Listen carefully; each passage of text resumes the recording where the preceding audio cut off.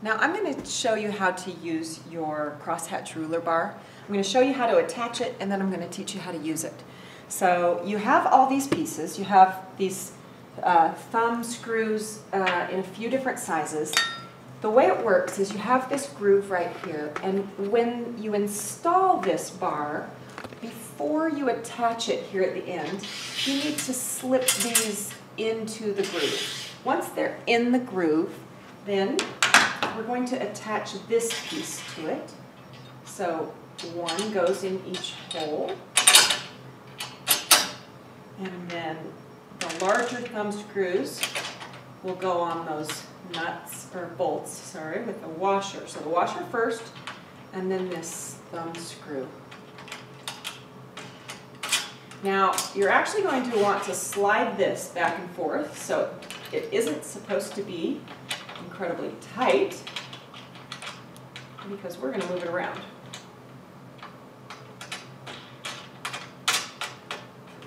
Now, after I've secured the metal part into the groove, I want to attach the ruler to this half circle. Now, there are two screws or receivers for the bolts that I'm going to put in, and this ruler will go on the bottom side of the silver. That puts it closer to the quilt, and that will eliminate the bouncing. So you don't want to put it on top. The other thing you want to pay attention to is the etched lines, or the silk screened lines here, go on the bottom side of the ruler as well, so that if you put it this way, it's not going to be right. It's this way, and these little bolts will nestle into the little holes here.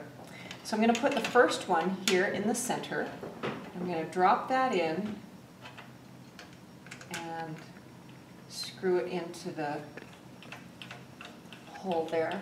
And then this second one, it can pivot on that point. And this second one, wherever I put it, will determine the angle that the ruler is set at. One more thing you want to pay attention to is it will work better if you have your extended base plate on your machine, so that the ruler is resting on that and it won't bounce as you're trying to stitch. Okay, now I want you to understand the numbers here and what they mean. We have 30 degrees, 45, 60, 75, and 90, and what that means is if you're in the first hole, you'll get 30. If you're in the second hole, you'll get a 45-degree angle. The next one 60, 75, and the one straight off the center line is going to give you a 90-degree angle. So you'll understand what those mean. I have this set up at the corner, and I'm going to do a 45-degree angle and hit this corner here. And then I will slide. Oh, one more thing I should have told you. I have switched to the ruler foot.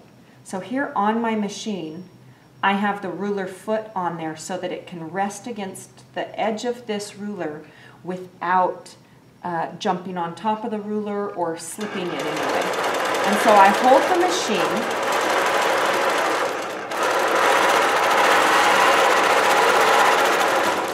and I just pull it along the edge. Now I'm going to move over in my ditch, and I'm going to slide the ruler over until whichever line I'm after. Each one of these black lines is a 1/4 inch. So if I want lines every 1/4 inch, I would use the edge of the ruler on the stitched line.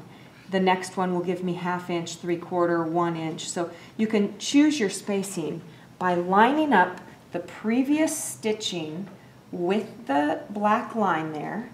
Again, I'll hold the ruler steady, and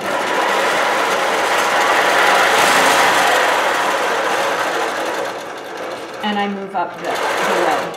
Now I'll move the ruler over again, and this is why you want it to be a little bit loose so that you can put it where you need it to be. And again,